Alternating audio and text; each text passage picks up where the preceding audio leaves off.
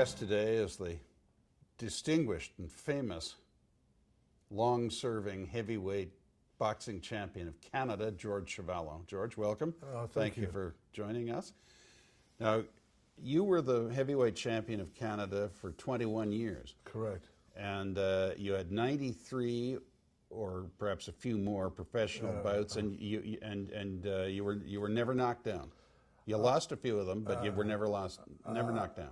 I was never knocked down. I always say I kissed a few girls, but never kissed a canvas, so I was pretty lucky that way. And you had, what, two 15-round fights with Muhammad Ali? Actually, the first one was 15 rounds because it was for the heavyweight title, world heavyweight title. But when we fought the second time, he wasn't champion of the world at the time, just before he got his title back from Joe Frazier. So we fought for the North American title. and was that a 12-round fight then? The second one was 12 rounds in Vancouver. The first one was 15 rounds here in Toronto. I went to it. I remember. Yeah.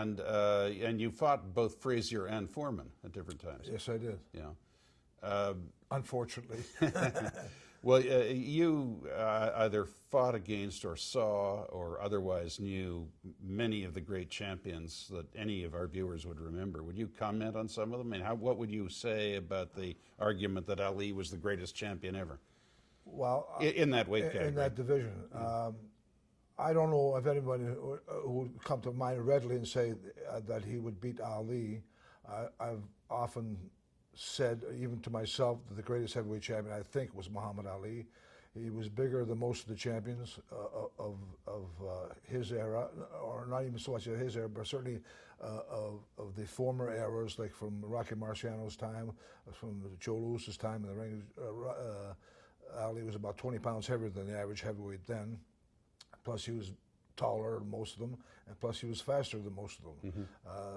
Only thing I would say to be slightly lacking in one department, that was in terms of punching power, but you know, I don't think he could rate with Joe Louis or even Marciano that way, punching power, but he had speed in his forte. It was one of his fortes. I mean, it's one of his strong points. And he had tremendous leg speed, tremendous hand speed. He could move well. He could punch from different angles. He could punch from a distance very quickly. He had a great left jab, and he was very durable. A lot of people don't talk about that, but he was extremely durable. Took a great shot, and when he got really set, he could punch fairly well.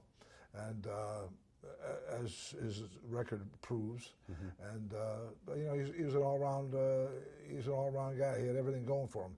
He had a decent punching power. He had great speed, great boxing instincts. He was extremely evasive when he wanted to be tough to hit with a clear shot, and he moved extremely well. Did you find him personally a pleasant man? He was a heck of a nice guy. Yeah. Actually, Muhammad was a heck of a nice guy. I like to joke around, kibitz around. I could tell you a couple of stories, but we're on television, I can't tell you them. So. No, but he started the business of calling you a washerwoman, didn't he?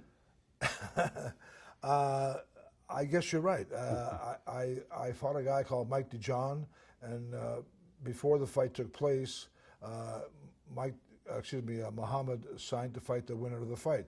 Mike signed to fight Muhammad if he won. I signed to fight Muhammad if I won. After the fight, I won the fight, and the next day in the paper, Muhammad said, he was still Cassius Clay then, I think, but anyway, said, Clay says he refuses to fight Chuvalo. He says Chuvalo fights like a washerwoman. Plus, I don't even know where Canada is. He was pretty lousy in geography, apparently, in school, so he didn't know where Canada was. So anyway, that was it. It was no big deal to me then. He wasn't champion of the world then at the time. This is just before he won the championship from Sonny Liston. And I've said to myself, if he doesn't want to fight me now, maybe I'll fight him when he's champion. So who knows what could happen. Sonny Liston was a man who was held up for a long time having a shot at the title because of his legal problems. But would you rate him as... I wouldn't say legal problem so much. It's just the fact that Cus D'Amato, who's the manager of Floyd Patterson, would let Patterson fight Liston. Yeah. He only fought Liston when he broke away from his management. He broke away on his own. He took the fight with Patterson, but his manager, under any circumstances, would not allow him to fight Liston, and with good reason. Yes. Obviously, if you know what happened in the next two fights. But would you rate Liston as one of the greatest champions? I would lump him in there somewhere around. I'd say the top 5 heavyweights of all time. They asked me about Sonny Liston. I said, yeah. I think so. A few guys come to mind who I think belong in the top for sure, like Ali, for instance, Sonny Liston, Jack Dempsey, Joe Louis? Mike Tyson, Joe Louis. Yeah. That'd be about my top 5, I would think. You probably don't go back to the old days, but would you make any comment on, we have no film or anything, but on Jack Johnson or John L. Sullivan or these people? Well, those guys, the way I saw it anyway, in my mind's eye as I've envisioned them and what I read about them, didn't move much at all. They were just kind of stand in front of you, kind of pose. Yeah. I mean, if you see guys like Gentleman Jim Corbett or John L. Sullivan, you know that style is not going to make it. Not with Lewis or Ali or Tyson or Liston, those guys, not on the way. But Jack Dempsey, somebody from the Roaring '20s, suited that whole kind of that western frontier. He came from, I think he was born in Nevada or somewhere, and but anyway, he was a tough guy. 2 punches from the opening bell, just went out, bing, bing, bing, bing, bing, bing. You know, he didn't try to like pussyfoot around or try to feint you out of position. He just come out there punching. He come out there storming at you. And I often say, one of the fights I would like to see, if I had in my mind's eye a fight that never took place but could have taken place, I would like to see him fight Mike Tyson. That would have been one heck of a fight. Jack Dempsey versus Mike Tyson would have been some fight. Yeah. Tyson, he was, look, what do I know? But he always struck me as very formidable. But he was a lot bigger than Dempsey, wasn't he? What are you talking about? Mike Tyson. Well, Tyson was shorter than Dempsey. Tyson is not a tall guy. They say he's 5'11". I think it's stretching. I think he's going on tippy toes when he says he's 5'11". But he's massive. He's built. He has a massive build. He's strong. He's extremely quick, and he gets off very quickly in a fight. He's so dangerous in the early rounds. In his prime, like the first 2-3 rounds, he was super dangerous. And if you saw his early fights, you'd see what would happen. A guy would come out, he'd throw a jab at him, he'd slip it right away and counter. He wouldn't waste a punch. You couldn't waste a punch on him. You couldn't say jab and Mike would slip it, jab and he'd slip it. As soon as you threw a jab and he would slip the first punch that you threw at him, and he would counter. And what usually used to happen was you throw a punch at him, he'd slip and counter. Throw another punch, slip and counter. Throw another punch, slip and counter. Then a guy's got to say to himself, every time I throw a punch at Mike Tyson, I get hit. You know what I mean? So what would happen invariably would that be going into a crouch right away and in a defensive mode and try to cover up right away. And then it was just like shooting the fish in a barrel for Mike after that. Because once he established the fact that you throw a punch at him, he slips counters, then the guys start doing this, and then Mike would just shoot punches down here, up there, and step over and create openings. And the fights used to be over like in 47 seconds, 57 seconds, a minute and 19 seconds. He used to make jokes about the fight not lasting as long as singing the national anthem. That's right, that's right. What do you think of the state of prize fighting today? Well, I think one of the problems with prize fighting today is the heavyweight division. Although some of the other divisions are pretty healthy, when you're talking about Manny Pacquiao as a welterweight or junior welterweight, and with Floyd Mayweather, some of the kings in the lighter divisions make it okay. There are some big fights around that people want to see, like Manny Pacquiao and Floyd Mayweather, but I don't know if they're ever going to fight. It seems like both of them are kind of dodging each other, especially Mayweather dodging Manny. But anyway, I think when you think of an era, I think when you think of boxing, at least I know I do, when I think of an era, I think of the heavyweight division, because when you're the heavyweight champion of the world, if there's one true champion of the world in boxing, it's got to be the heavyweight, by virtue of being the biggest. So when I think of the heavyweight era, I think about Jack Dempsey's time in the ring. I think about Joe Louis's time in the ring. I think about Rocky Marciano's time in the ring. Sonny Liston, Mike Tyson, Muhammad Ali, Joe Frazier, all those guys. And that's when I think about boxing. I think about an era. If you told me about the 40s, I'd say Joe Louis. If you're talking to me about the 30s, I'd also think about Joe Louis and the guys before him, or Rocky Marciano in the early 50s, Liston in the 60s and 70s. I'll think about all those guys, how tough they were and how they ruled. And I'd have a hard time, and I'm a fighter and I'm a boxing fan, I'd have a little tougher time figuring out who the champions were, say, in the 40s and 50s, 60s, in some of the other divisions. But with the heavyweights, it kind of stands out. Except for Ray Robinson. Ray Robinson, most people would say is the greatest fighter of all time. Most guys would, and I wouldn't argue with that at all. Elegant fighter. He was graceful, elegant, great puncher, very much of a stylist, and he looked the part. Yeah. He was conked hair, slicked down, he had a pink Cadillac. He had all the things that He marked looked him like as an Nat King exceptional- Cole. Yeah, that's right. And he had a car like Elvis Presley's. That's right, pink Cadillac. Yeah. Let's move to other things. You've become a very sought-after, inspirational speaker, talking to young people about the evils of drugs. I'm sure most of our viewers would know that you've had horrible tragedies in your family. You had 5 children. I believe 3 of them took their own lives as a result of drugs. As a result of drugs, yeah. And their mother did the same. Yeah, I lost my wife after the loss of our second son. I lost her 4 days later. Yeah, no, it's Tough you explain this in your book very tastefully, but it's too horrible for most people to contemplate. It's hard to comprehend, is right. Yeah. Sometimes I say to myself at night when all the lights are out, I don't even know how I'm still alive. I don't know how I still even want to live in a way sometimes, you know. I mean, you can only imagine the horror of losing one child. It's every parent's nightmare.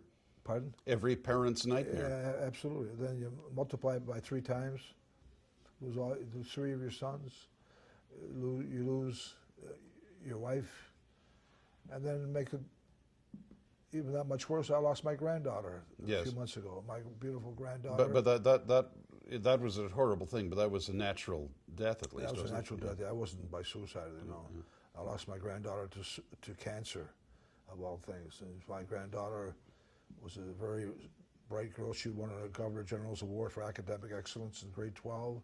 She spoke 3 languages: French, Spanish, and English. She was a nice girl. And I know she's in heaven. If there's a heaven, I think she's there, because when she died during the last 10 months of her life, when she found out she had cancer, when she knew she was going to die, she set aside monies for Métis children that she taught in northern Saskatchewan. She taught English there, and she set aside in her will monies for a Métis child every year, a new, fresh Métis child to go to university or college. She paid for all the expenses for education and so on. So if there's a heaven, I think she's there. And the Chuvalo family, despite these horrible tragedies, is doing well now, isn't it? You have a daughter, you have a son, and you have how many grandchildren? I had 6. My granddaughter died this year, as we just talked about. But I have 5 grandchildren left, And everybody's doing well, right? I mean, everybody's seemingly okay. And you get around to you've spoken, I think, at 1,600 schools, warning youngsters about the dangers of drugs, basically. Yes, I do. Yeah. I speak to young kids about making choices at the most important time in your life. Because it's really when you're young that you do make decisions that essentially affect you for the rest of your life. So a lot of ways, like your teen years are the most important years of your life, when you shape your future in a very strong way, whether regarding education, lifestyle choices, all kinds of decisions that are made at an early time in your life that makes it really the most important time in your life. I think that you make decisions in your life and shape your future in your teen years, and those are very important. Whether or not you go to get a complete education, whether or not you complete high school, going to college or university, lifestyle choices are made as young people. A lot of times, especially in these days, people don't start doing drugs usually after 60 or 70. They start young, high school, sometimes even younger sometimes. So the ones who do it when they're our age do it for medicinal reasons. Yeah. Well, you get a tremendous reception at these high schools, do you? The kids have been extremely receptive, and it makes me feel good when it's over that they want to come up and ask for autographs and pictures, pose for pictures and stuff like that. Because if I knew if I wasn't well received, that wouldn't happen. Yeah. But because I am well received, they ask for pictures, they ask for autographs. They ask me questions about my life, about my career, about just about any topic is okay as far as I'm concerned. They ask me all kinds of questions, and I'm more than happy to answer them. And so when I realized that interest, that continuing interest after the presentation, my presentation, when the kids want to ask me questions, and the Q&A period after, and I know that it was okay. I know that I feel in my heart that the things went well. Yeah, well, And if they didn't, they wouldn't keep inviting you back. No, they wouldn't invite me back. And the staff was always very receptive, and I've gotten some terrific praise from them on the written word after the evaluations are done about the speeches, because the government wants me to have an evaluation papers printed out, and I get it from the staff. And I've also had a lot of letters sent to me from kids who have heard me speak and send letters to my house, send letters to my home, and they're very encouraging, and it gives you the stuff to want to make sure you keep doing it. You know? Well, you see a great many more young people probably than most of our viewers do. And in general, are you impressed with the young people that you meet?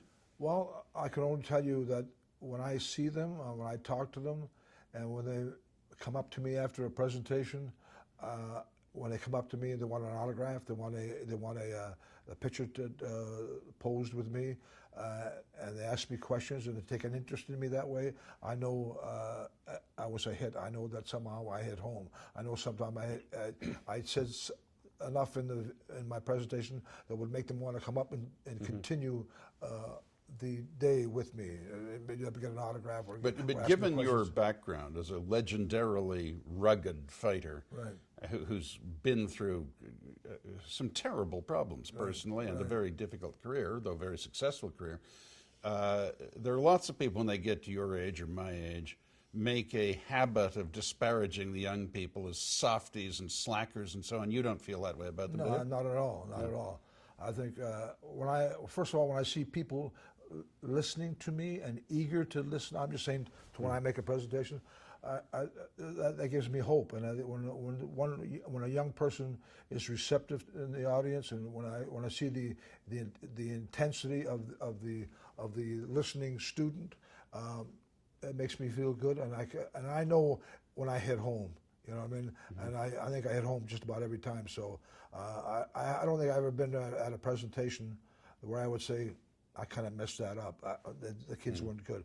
I've made about 1,600 presentations, and I can't think of one where I didn't feel satisfied after it was over. Now, if I'm not mistaken, in your book you mention a couple of instances where you felt that you were the victim of the tendency of Canada and Canadians at one time not to back up their own people. I mean, you should have been the British Commonwealth boxing champion. If you couldn't be the world champion, I should have had a crack at it. You should have had a shot. I should have had a crack at it. Henry Cooper, who was champion of the Empire for most of the time when I was around, was ranked behind me in the world rankings.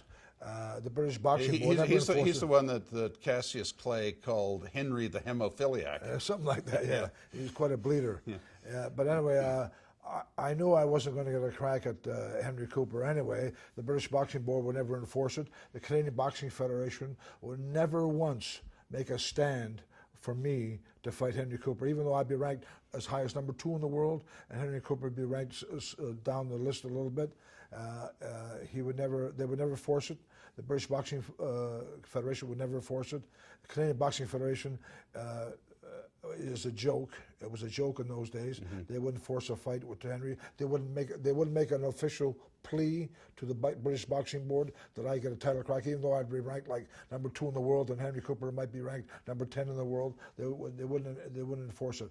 But anyway, I knew when the things weren't going to go my way anyway, or I'd ever get a crack. When I saw Jim Wicks, the manager of Henry Cooper, a week before I fought there in England, I fought Joe Bygraves, a transplanted Jamaican who had already knocked out Henry Cooper once. I think he lost him later on, but he beat him once, knocked him out. Anyway, I fought him and I beat him I knocked him out at the bell. The bell saved him in the last round, but I won the fight. But anyway, a few days prior to the fight, I saw.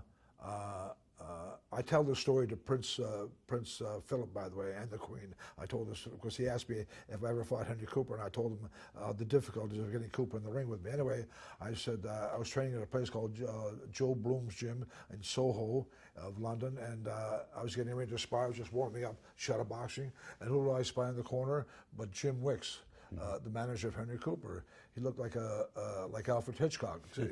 Black derby hat, pudgy face, stocky build, black suit, white shirt, black tie, gray spats on his shoes. I went to introduce myself. I said, Mr. Wicks, George Chuvalo, and he nodded his head. I said, Mr. Wicks, when's Henry Cooper going to meet me in the ring? He said to me, George, he doesn't even want to meet you socially. And I knew I was going to have problems. I knew then I had problems. And didn't you feel, I don't mean to lead you, but you mentioned this in your book, that the Canadian sports writers could have been more supportive also? Yeah, they could have been more supportive. I'll give you one example.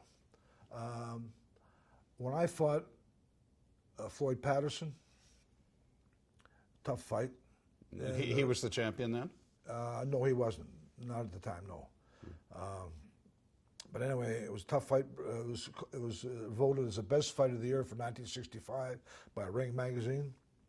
Anyway, after the fight, the reporters come in the dressing room, get quotes and so on and so forth.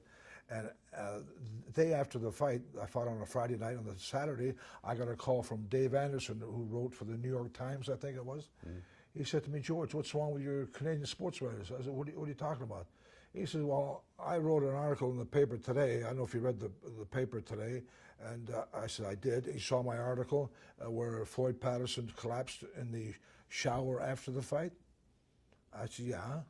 He said, but not one of your Canadian sports writers put it in the paper. I said, I checked it out. Not one Canadian who was in the audience, there's a whole bunch of Canadian sports writers, along with the American guys, but not one would write that the winner of the fight, Floyd Patterson, collapsed in the shower. Collapsed in the shower when the reporters are right there in the dressing room.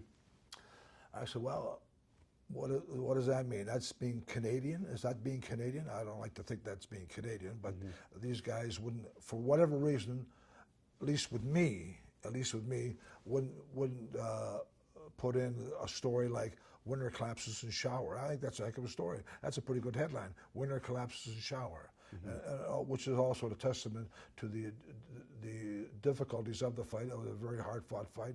It was voted the best fight of the year of 1965. And at that point, he would have been the ex-champion, I guess. I'm sorry? Patterson would have been the ex-champion. Ex-champion, yeah, he was ex-champion. Yeah, he was a famous man, a famous fighter. He was a heck of a fighter, a smart fighter. Actually, I made a mistake one time, because I was surprised at the way he fought me. He walked in with everybody. Everybody walked with Ingemar Hansen or Sonny Liston or anybody he ever fought. He'd walk in and pitch. He had a good left hook and walk in and pitch. But when I fought him, all of a sudden I was shocked, because when I fought him, I thought he'd be coming at me. He's running away, running all over the place. How'd that happen? But you know what happened? I had a sparring partner. I forget his name. He was from New York, and he was a nice guy. And we'd spar, and along with a bunch of other guys.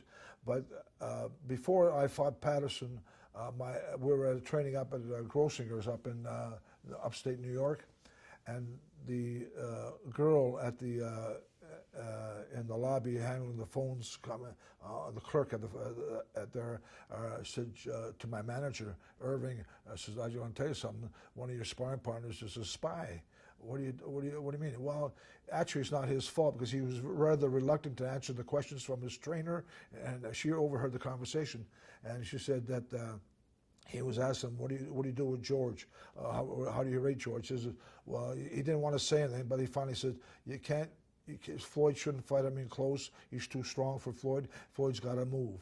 So that's what happened. So he had a spy in camp. But anyway, I liked the guy anyway. I forget his name, but he was a nice guy, and I know he was reluctant. He gave the information somewhat reluctantly. He didn't want to give the information, but anyway, he did. And Floyd fought an excellent fight. He fought on the move, and I had trouble catching him. I thought I won the fight. A lot of people thought I won the fight, but anyway, it was gave it to him. So he's a New York guy, fought in New York, so that doesn't bother me too much that way. Who were your greatest friends when you were an active prize fighter? Who were the people that you were closest to personally in that field?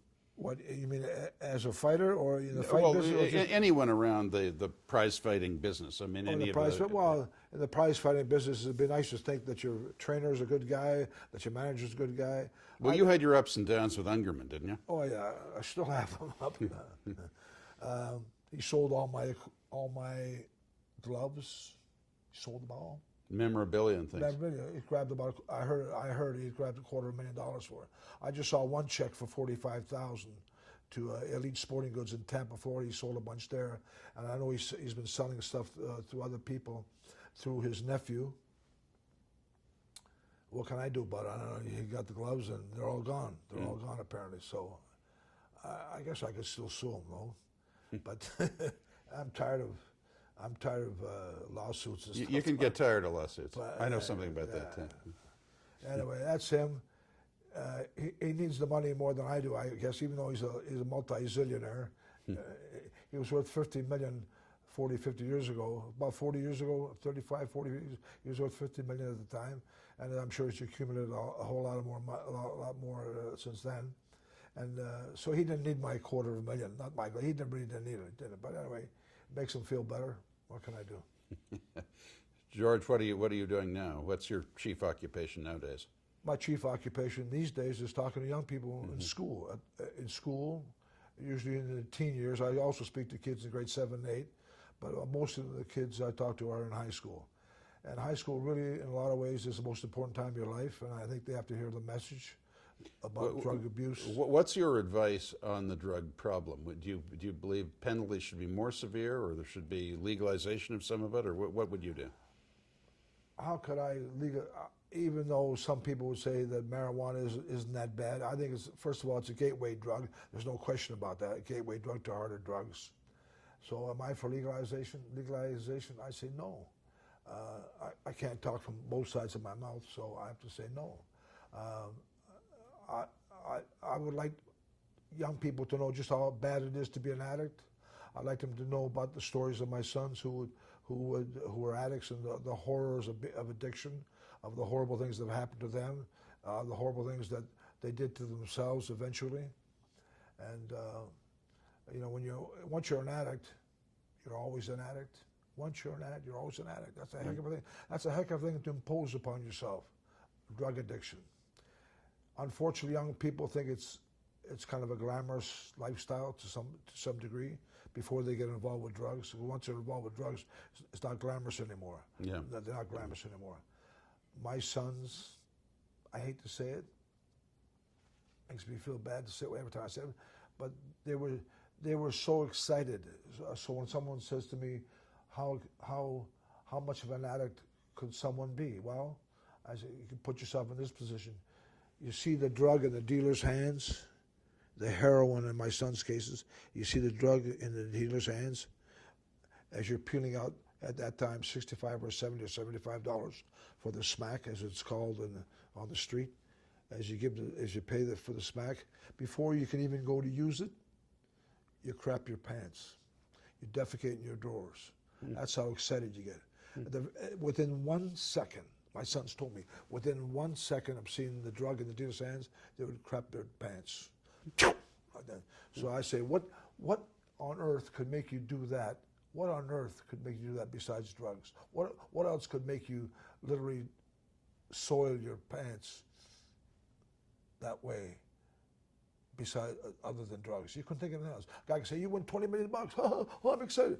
But I don't think one lotto winner has ever crapped their pants. I don't think so. I don't think so. But drug addicts, different story. Yeah.